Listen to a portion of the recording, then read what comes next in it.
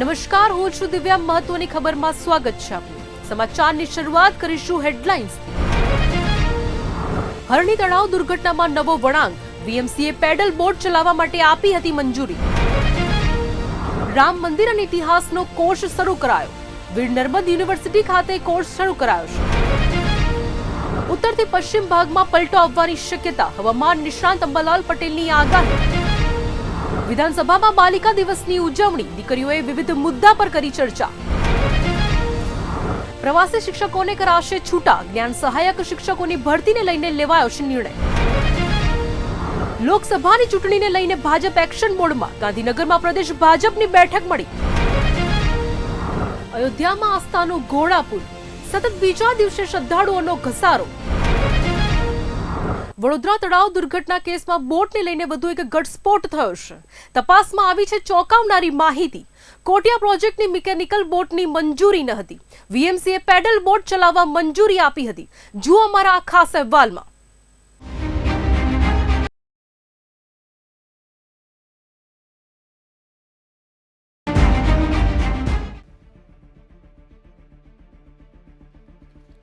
વડોદરા હરણી તળાવ દુર્ઘટનામાં મોટા ખુલાસા થયા છે. કોટિયા પ્રોજેક્ટ પરવાનગી વિના જ મિકેનિકલ બોટ ચલાવતા હોવાનો ઘટસ્ફોટ થતા વીએમસીની કામગીરી પર સવાલ ઉઠ્યા છે. કારણ કે વીએમસીએ પેડલ બોટ ચલાવવા મંજૂરી આપી હોવાનું તપાસમાં સામે આવ્યું છે. પોલીસે વધુ તપાસ માટે વીએમસી પાસે કંપની સાથે થયેલા મૂળ કરારની નકલની માંગ કરી છે. અત્રે ઉલ્લેખનીય છે કે વડોદરા મહાનગરપાલિકા દ્વારા એમઓયુની નકલ અપાતા પોલીસે કરારની કોપી માંગી છે. તો તપાસમાં એ પણ સામે આવ્યું છે કે કરારમાં લાઈફ સેવિંગ જેકેટ, સર્વેલન્સ અને સિક્યોરિટીની સુવિધા આપવાનો નિયમ હતો, જેનું પણ કોટિયા પ્રોજેક્ટ દ્વારા પાલન કરવામાં નથી આવ્યું. મહત્વનું છે કે ગત ગુરુવારે હરણી તળાવમાં બોટ પલટી જતા 12 બાળકો અને 2 શિક્ષિકાના મોત થયા હતા. તો કેસમાં પોલીસે 18 વ્યક્તિઓ સામે ફરિયાદ દાખલ કરી છે, જેમાંથી અત્યાર સુધીમાં 7ની ધરપકડ થઈ છે. કોટિયા પ્રોજેક્ટને મિકેનિકલ બોટની મંજૂરી ન હતી. પરવાનગી વિના જ મિકેનિકલ બોટ ચલાવતા હોવાનો ઘટસ્ફોટ. વીએમસીની કામગીરી પર ઉઠ્યા સવાલ. વીએમસીએ પેડલ બોટ ચલાવવા આપી હતી મંજૂરી. પોલીસે વીએમસી પાસે મૂળ કરારની માંગી નકલ. કોટિયા પ્રોજેક્ટ દ્વારા નિયમોનું ઉલ્લંઘન કરાયું હોવાનો તપાસમાં ઘટસ્ફોટ. બિનિત કોટિયા કોટિયા ફૂડ્સ કંપનીનો મુખ્ય પાર્ટનર હોવાનું આવ્યું બહાર. બિનિત કોટિયા કોટિયા ફૂડ્સ કંપનીનો મુખ્ય પાર્ટનર છે. હરણી લેક ઝોન પ્રોજેક્ટ કોટિયા પ્રોજેક્ટ્સના હસ્તે હતો. 32 વર્ષીય બિનિત કોટિયા કંપનીમાં મેનેજિંગ ડાયરેક્ટરની પોસ્ટ પર કામ કરી રહ્યો હતો. મૂળ ભરૂચનો રહેવાસી બિનિત છેલ્લા ઘણા વર્ષોથી વડોદરામાં પરિવાર સાથે રહે છે. હરણી તળાવ બોટ ઘટના મામલે ચોંકાવનારા ઘટસ્ફોટ થવા લાગ્યા છે. તો વડોદરા પોલીસ કમિશનર અનુપમસિંહ ગેહલોતે 20 જાન્યુઆરીને મોટી માહિતી જાહેર કરી હતી. તેમણે કહ્યું કે આ કેસમાં 18 આરોપીઓ સામે એફઆઈઆર નોંધવામાં આવી છે, જેમાંથી એક આરોપીનું મોત થયું છે, જ્યારે 6 આરોપીઓની ધરપકડ કરવામાં આવી છે, જેમની સઘન પૂછપરછ દરમિયાન બહાર આવ્યું હતું કે પરેશ શાહ અને નિલેશ જૈનને રોજબરોજની આર્થિક પ્રવૃત્તિઓની જાણ કરવામાં આવી હતી. પોલીસને આના દસ્તાવેજી પુરાવા પણ મળ્યા છે. હરણી લેકમાં જે બોટ ડૂબી ગઈ હતી તેનો કોન્ટ્રાક્ટ પરેશ શાહ નામના કોન્ટ્રાક્ટરને નામે છે, જે મોટું માથું હોવાનું મનાઈ રહ્યું છે. એમ્યુઝમેન્ટ પાર્કનો કોન્ટ્રાક્ટ પરેશ શાહે નિલેશ જૈનને આપ્યો હતો, તો બોટિંગનો કોન્ટ્રાક્ટ નિલેશ જૈનને અન્ય કોઈને આપ્યો હોવાની માહિતી સામે આવી છે.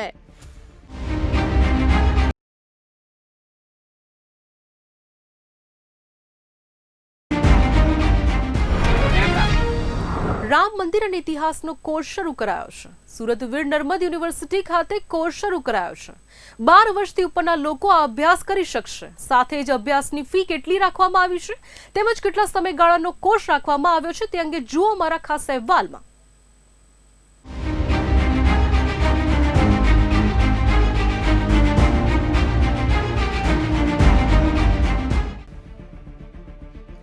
અયોધ્યા રામ જન્મભૂમિ ખાતે ભવ્ય રામ મંદિરની પ્રાણ પ્રતિષ્ઠા બાદ સમગ્ર દેશભરના લોકો ગૌરવભેર લાગણી વ્યક્ત કરી રહ્યા છે. ત્યારે સુરત ખાતે વીર નર્મદ દક્ષિણ ગુજરાત યુનિવર્સિટી દ્વારા ભગવાન શ્રી રામ અયોધ્યા મંદિર અંગેના કોર્સની શરૂઆત કરવામાં આવી છે. 12 વર્ષથી લઈ મોટી વય સુધીના કોઈ પણ વ્યક્તિ આ કોર્સ કરી શકે છે. જે કોર્સ કરનાર વ્યક્તિને યુનિવર્સિટી દ્વારા 2 ક્રેડિટ પણ આપવામાં આવશે. કોર્સનો મુખ્ય હેતુ ભગવાન શ્રી રામના મંદિર અને તેની પાછળના ઇતિહાસ અંગે લોકોને જાણકારી આપવાનો છે. યુનિવર્સિટી દ્વારા કોર્સની ફી 1100 રૂપિયા રાખવામાં આવી છે અને આ કોર્સનો સમયગાળો 30 કલાકનો રાખવામાં આવ્યો છે.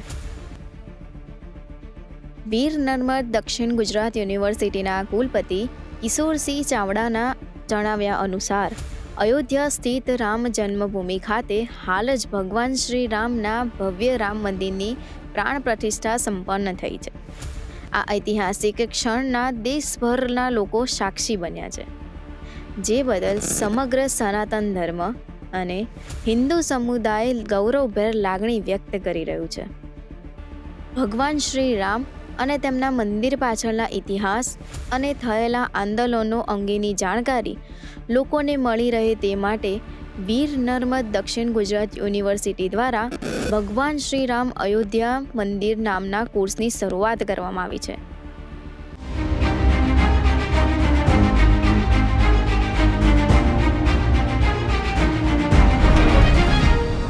રાજ્યના ખેડૂતો માટે માઠા સમાચાર સામે આવ્યા છે, જેમાં હવામાન નિષ્ણાત અંબાલાલ પટેલની 27 થી 30 જાન્યુઆરીમાં માવઠાની આગાહી છે. રાજ્યના વાતાવરણમાં પલટો આવવાની શક્યતાઓ પણ છે. જુઓ અમારા ખાસ અહેવાલમાં.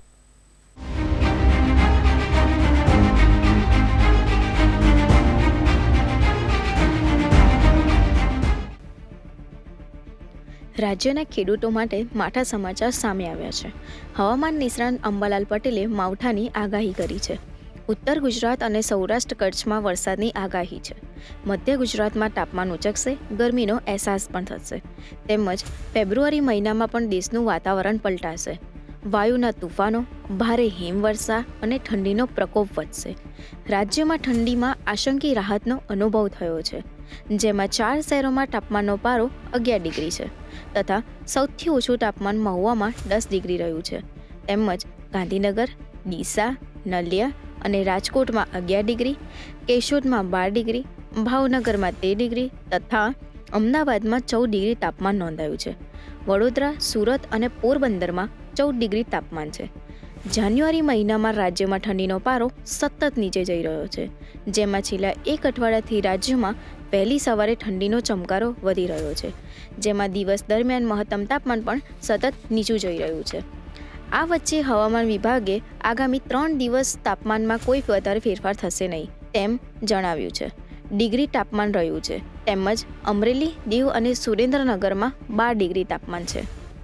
દેશના ઉત્તરીય પર્વતીય પ્રદેશોમાં સતત હિમવર્ષાના લીધે તારીખ 27-30માં ગુજરાતના ઘણા ભાગમાં પલટો આવવાની શક્યતા રહે છે, જેમાં ઉત્તર પશ્ચિમ ભાગમાં પલટો આવવાની શક્યતા રહે છે. વાદળવાયુ આવવાની શક્યતા રહે છે. અરબ સાગરનો ભેજ મળશે એટલે કેટલાક ક્ષેત્રમાં સાંચા પણ પડવાની શક્યતા રહે છે. ખાસ કરીને પૂર્વીય ગુજરાતના ભાગો, કચ્છના ભાગો, પશ્ચિમ સૌરાષ્ટ્રના કેટલાક ભાગો, ઉત્તર સૌરાષ્ટ્રના કેટલાક ભાગોમાં આ હવામાનમાં પરિવર્તન આવી શકે છે. ઉપરાંત પૂર્વ ગુજરાત ઉપર ઉત્તર ગુજરાતના કેટલાક ભાગોમાં પણ પરિવર્તન આવી શકે છે, પરંતુ મધ્ય ગુજરાતના ભાગોમાં મહત્તમ ઉષ્ણતામાન વધી શકે છે અને જાણે ગરમી હોય તેવું જણાવી શકે છે. આ ઉપરાંત ફેબ્રુઆરીની શરૂઆતમાં પણ હવામાનમાં મોટો પલટો આવશે. વાયુના તોફાનો, ભારે હિમવર્ષા, કમોસમી વરસાદ દેશના ઉત્તરીય પર્વતીય પ્રદેશોમાં અને આ જે પલટાઓ જે છે એ પહેલાં જે હિમવર્ષા મજબૂત નહોતી, પરંતુ આ હિમવર્ષા કંઈક અંશે વધુ પડતી હશે. જી. ઉનાળાને લઈ આગાહીકાર અંબાલાલ પટેલની આગાહી એવી છે કે આ વર્ષે વેસ્ટર્ન ડિસ્ટર્બન્સ નબળા આવવાને કારણે હિમ નદી પર અસર થશે. હિમ નદીઓ ઉપર અસર થવાને કારણે ગ્લેશિયર પીગળવાને કારણે ઉનાળો વહેલો આવવાની શક્યતા છે. ઉનાળામાં કાળઝાળ ગરમી પડવાની શક્યતા છે. 19 ફેબ્રુઆરીથી હળવી ગરમીની શરૂઆત થશે. 20 એપ્રિલથી વધુ અને 26 એપ્રિલથી આકરી ગરમી વેઠવાનો વારો આવશે.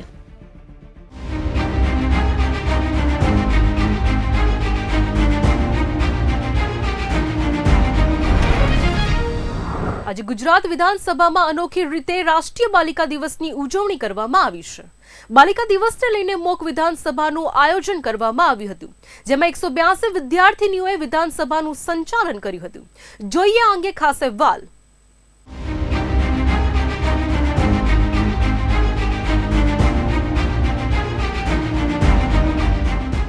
દેશની દીકરીઓ પોતાના અધિકારો પ્રત્યે વધુ જાગૃત થાય તે આશયથી પ્રતિ વર્ષ 24 જાન્યુઆરીને સમગ્ર દેશમાં આંતરરાષ્ટ્રીય બાલિકા દિવસ તરીકે ઉજવવામાં આવે છે. આ દિવસને વધુ ખાસ અને યાદગાર બનાવવા માટે વિધાનસભા ગૃહમાં પણ આજે તેજસ્વીની વિધાનસભાનું આયોજન કરવામાં આવ્યું હતું, જે અંતર્ગત વિધાનસભામાં રાષ્ટ્રીય બાલિકા દિવસની ઉજવણી કરવામાં આવી હતી. ગુજરાતમાં પ્રથમ વખત આજે 1 કલાક ગુજરાત વિધાનસભાનું સમગ્ર સંચાલન દીકરીઓ દ્વારા કરવામાં આવ્યું હતું. સમગ્ર કાર્યક્રમ દરમિયાન મુખ્યમંત્રી ભૂપેન્દ્ર પટેલ ઉપસ્થિત રહ્યા હતા. મુખ્યમંત્રી ઉપરાંત વિધાનસભા અધ્યક્ષ ભાનુબેન બાબરિયા પણ આ કાર્યક્રમમાં હાજર રહ્યા હતા. આ તેજસ્વીની વિધાનસભામાં દીકરીઓના જન્મ, શિક્ષણ, આરોગ્ય, પોષણ તથા સલામતી, સુરક્ષા અને નેતૃત્વના વિકાસ જેવા દીકરીઓને સ્પર્શતા વિવિધ મુદ્દાઓ પર ચર્ચા કરવામાં આવી હતી. ગુજરાત વિધાનસભા અને રાજ્ય સરકારના મહિલા અને બાળ વિકાસ વિભાગ તેના માધ્યમથી આજે બાલિકા દિન નિમિત્તે તેજસ્વીની વિધાનસભા માટેની એક વ્યવસ્થા કરવામાં આવી. દીકરીઓએ અનેક નવા વિષયો ઉપર કેટલાક મિનિસ્ટર બન્યા, કેટલાક અધ્યક્ષ, ધારાસભ્ય અને પોતે વિધાનસભા ગૃહની કાર્યવાહી કઈ રીતે કરી શકાય તેની પણ આપણને આનંદ થાય તે પ્રમાણેની તેમણે કાર્યવાહી પૂર્ણ કરી.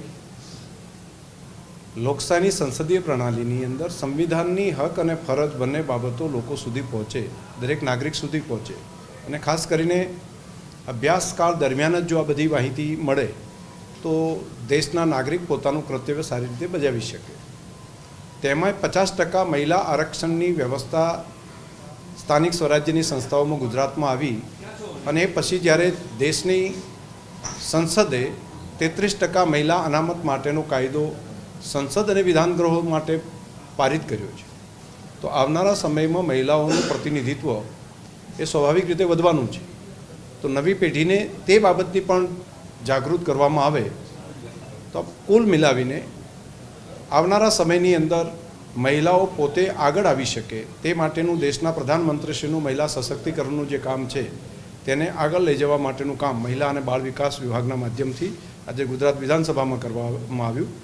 રાજ્યના મુખ્યમંત્રીશ્રી પણ આ બાલિકાઓને પ્રોત્સાહિત કરવા માટે પ્રત્યક્ષ રીતે હાજર રહ્યા, જેથી કરીને આજે અનેક બાબતો જૂની જે હતી, ખાસ કરીને મહિલાઓનો, દીકરીઓનો જન્મદર ઓછો હતો અને તત્કાલીન મુખ્યમંત્રી તરીકે આજે દેશના પ્રધાનમંત્રી મોદી સાહેબ ત્યારે હતા અને તેમણે એક અભિયાન હાથ ઉપર લીધું હતું કે દીકરીનો જન્મદર કઈ રીતે વધી શકે, દીકરીને કઈ રીતે બેટી બચાવો બેટી પઢાઓ એનું જે અભિયાન લીધું હતું તેના જે પોઝિટિવ પરિણામો આજે દેખાઈ રહ્યા છે અને વધુ સશક્તિકરણ કરવા માટેનું એક ઓર અભિયાન રાજ્ય સરકાર અને કેન્દ્ર સરકારે પણ આ કાનૂનના માધ્યમથી લીધું છે હાથ ઉપર. ગુજરાત સરકાર મહિલા અને બાળ વિકાસ વિભાગ અને વિધાનસભાના સંયુક્ત ઉપક્રમે આજે તેજસ્વીની વિધાનસભાનું વિધાનસભા ગૃહમાં આયોજન કરવામાં આવ્યું હતું.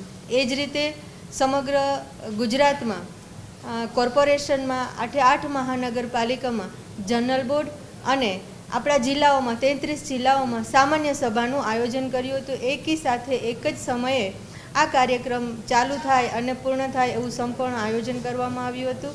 અને તેજસ્વીની વિધાનસભામાં આપણી જે અમદાવાદ સમરસ છાત્રાલય છે એ છાત્રાલયની વિદ્યાર્થીનીઓ તેમજ અમારી જે બાલિકા પંચાયત છે એ બાલિકા પંચાયતની સમગ્ર ગુજરાતમાંથી એ દીકરીઓ તેમજ કિશોરીઓ અને ગાંધીનગરની દીકરીઓ, આમ કુલ 182 દીકરીઓ અહીંયા પાર્ટિસિપેટ થઈ હતી અને ખૂબ સરસ રીતે દીકરીઓએ આ વિધાનસભામાં ભાગ લીધો હતો. પ્રજાતાંત્રિક મૂલ્યો અંગે મહિલાઓની ભાગીદારી વધે અને તેમનામાં જાગૃતતા આવે તેવા હેતુસર બાલિકાઓએ ધારાસભ્યોની જેમ આ વિધાનસભા ગૃહનું સંચાલન કર્યું હતું. આ સમગ્ર કાર્યક્રમમાં ગુજરાતની 1300થી વધુ દીકરીઓ સહભાગી થઈ હતી.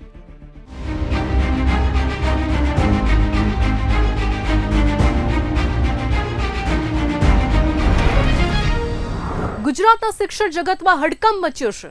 રાજ્યની સરકારી શાળાઓમાંથી 4300 શિક્ષકોને છૂટા કરવાનો નિર્ણય લેવાયો છે. કયા કારણથી આ નિર્ણય લેવામાં આવ્યો? જુઓ અમારા ખાસ અહેવાલમાં.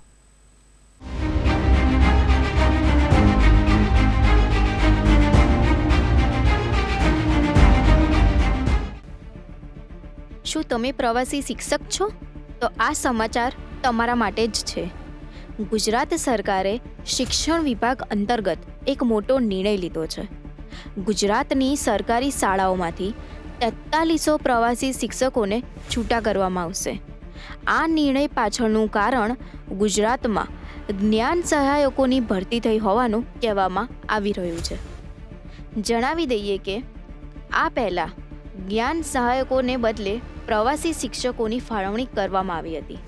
ગુજરાતમાં કાયમી શિક્ષકોની અછત હોવાને કારણે સરકારે પ્રવાસી શિક્ષકોની ભરતી કરવાનો નિર્ણય કર્યો હતો અને ત્યારબાદ જ્ઞાન સહાયક શિક્ષકોની ભરતી કરવાનો નિર્ણય લેવામાં આવ્યા બાદ પ્રવાસી શિક્ષકોને છૂટા કરવાનો નિર્ણય લેવામાં આવ્યો છે, જેને લઈને ગુજરાતની શાળાઓમાંથી 4300 જેટલા પ્રવાસી શિક્ષકોને છૂટા કરશે. રાજ્ય સરકારે 4300 પ્રવાસી શિક્ષકોને છૂટા કરવાનો નિર્ણય કર્યો છે. આ પહેલાં રાજ્યમાં સરકારી અને ગ્રાન્ટેડ શાળાઓમાં જ્ઞાન સહાયક શિક્ષકોની નીતિ લાવીને ભરતી હાથ ધરવાનું સરકારે નક્કી કર્યું હતું. આ કારણોસર ગ્રાન્ટેડ માધ્યમિક અને ઉચ્ચતર માધ્યમિક શાળાના 4300 પ્રવાસી શિક્ષકોને કરવાનો રાજ્યના શિક્ષણ વિભાગે નિર્ણય કર્યો છે. જો કે મોટાભાગના પ્રવાસી શિક્ષકો જ્ઞાન સહાયક તરીકે પસંદ કરાયા છે. રાજ્યના શાળાઓના કમિશનરે તમામ જિલ્લા શિક્ષણ અધિકારીઓને માધ્યમિક અને ઉચ્ચતર માધ્યમિક શાળાઓમાં પ્રવાસી શિક્ષકોને ફરજમાંથી મુક્ત કરવા માટે પત્ર લખ્યો છે, કારણ કે પ્રવાસી શિક્ષકોની યોજના સમાપ્ત થઈ ગઈ છે. આ પહેલાં 27 જુલાઈ 2023 આ શિક્ષકોની સમય મર્યાદા વધારાઈ હતી. પ્રવાસી શિક્ષકોની વધારાયેલી સમય મર્યાદા 23 જાન્યુઆરીએ પૂર્ણ થઈ છે. અત્યાર સુધીમાં રાજ્યની માધ્યમિકમાં 4200 અને ઉચ્ચતર માધ્યમિકમાં 3500 જ્ઞાન સહાયકોની ભરતી કરાઈ છે. 6 મહિના માટે પ્રવાસી શિક્ષકોની વધારેલી સમય મર્યાદા ગઈકાલે એટલે કે 23 જાન્યુઆરીએ પૂરી થઈ ગઈ છે. આ કારણોસર સરકારે ગ્રાન્ટેડ માધ્યમિકના 1800 અને ગ્રાન્ટેડ ઉચ્ચતર માધ્યમિકના 2500 મળીને 4300 પ્રવાસી શિક્ષકોને 24 જાન્યુઆરીથી છૂટા કરવાનું નક્કી કર્યું છે.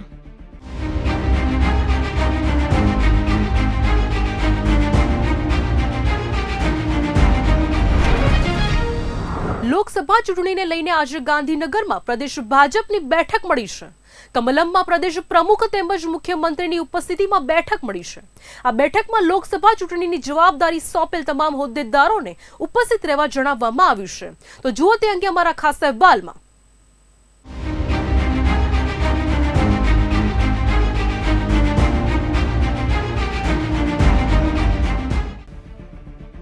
બે 2024ને લઈને તમામ પક્ષો દ્વારા રણનીતિ ઘડવામાં આવી રહી છે, જેને લઈને ભાજપના પ્રદેશના નેતાઓ દ્વારા બેઠકોનો દોર શરૂ કરાયો છે. આજે ગાંધીનગર કમલમ ખાતે પ્રદેશ પ્રમુખ CR પાટીલ અને મુખ્યમંત્રી ભૂપેન્દ્ર પટેલ પણ બેઠકમાં ઉપસ્થિત રહ્યા હતા. આગામી દિવસોમાં યોજનારા કાર્યક્રમો અને આયોજનો સંદર્ભે બેઠક બોલાવી છે. આ બેઠકમાં તમામ જિલ્લાના ધારાસભ્યો, સાંસદો, લોકસભા સીટ ઇન્ચાર્જ, પ્રભારી અને ક્લસ્ટર ઇન્ચાર્જ પણ હાજર રહ્યા હતા. તેમજ જિલ્લા અને મહાનગર પ્રમુખ સહિતના હોદ્દેદારો ઉપસ્થિત રહ્યા હતા. ગઈકાલે ભાજપના રાષ્ટ્રીય અધ્યક્ષ JP નડ્ડા ગુજરાતની મુલાકાતે હતા અને JP નડ્ડાના હસ્તે વર્ચ્યુઅલ માધ્યમથી ચૂંટણી કાર્યાલય શરૂ કર્યા હતા. પ્રદેશ ભાજપ દ્વારા લોકસભા ચૂંટણીની તૈયારીઓ આરંભી દેવાઈ છે.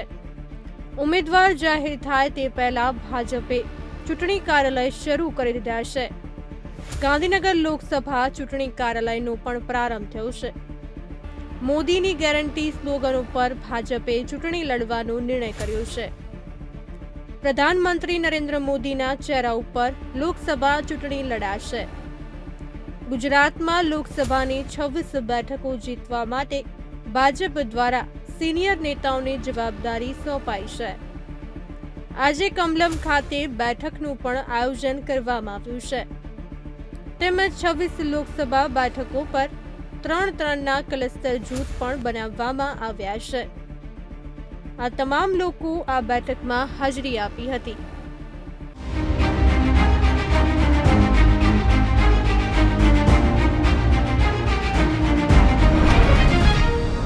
ઐતિહાસિક ભવ્ય દિવ્ય પ્રાણ પ્રતિષ્ઠા કાર્યક્રમ બાદ અયોધ્યામાં આસ્થાનું ઘોડાપુર જોવા મળી રહ્યું છે. પ્રાણ પ્રતિષ્ઠાના બીજા દિવસે પણ શ્રદ્ધાળુઓ ઉમટી પડ્યા છે. મંદિર સંકુલ વિસ્તારમાં કોઈ પણ પ્રકારની અંધાધૂંધ ન ફેલાય તે માટે સાવચેતીના તમામ પગલાં લેવામાં આવી રહ્યા છે. આ પ્રકારની સ્થિતિ અકબંધ રહે તેવી શક્યતા છે. પ્રથમ દિવસે અંધાધૂંધી સર્જાયા બાદ મંદિર સાથે જોડાયેલા અધિકારીઓ દ્વારા વિવિધ પગલાં લેવામાં આવી રહ્યા છે. આસ્થાના ઘોડાપુર સાથે જો સમગ્ર માહિતી.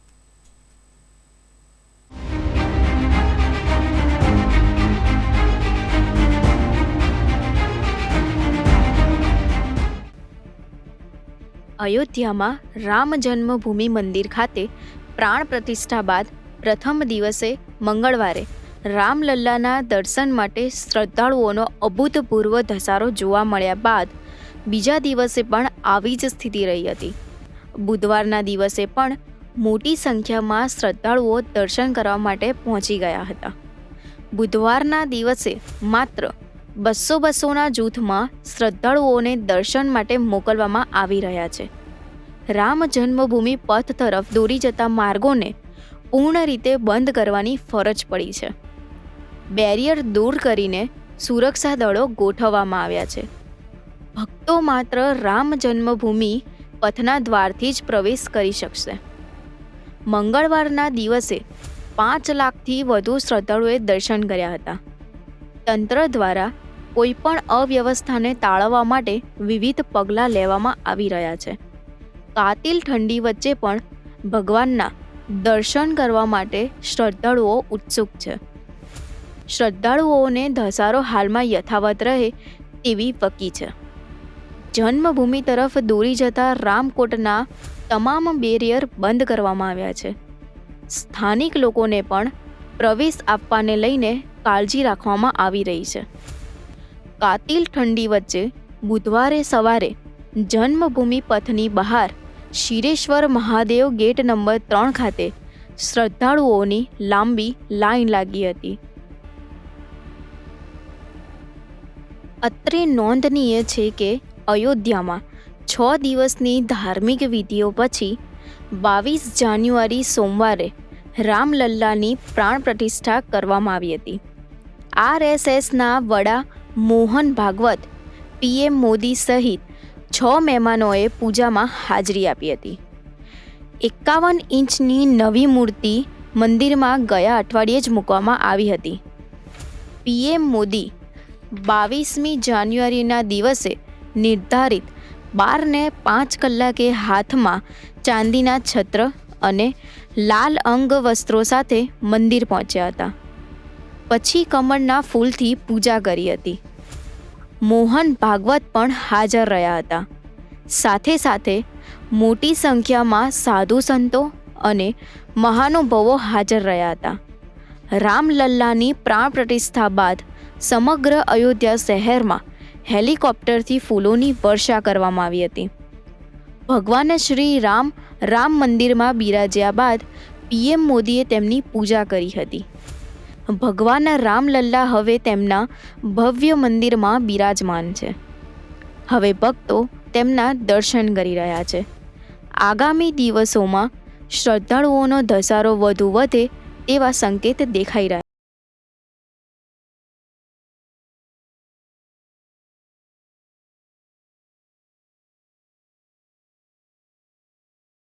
મહત્વની ખબરમાં ફરી મળીશું આજ સમય. ત્યાં સુધી જોતા રહો બુલેટિન ઇન્ડિયા, ભરોસો ગુજરાતનો.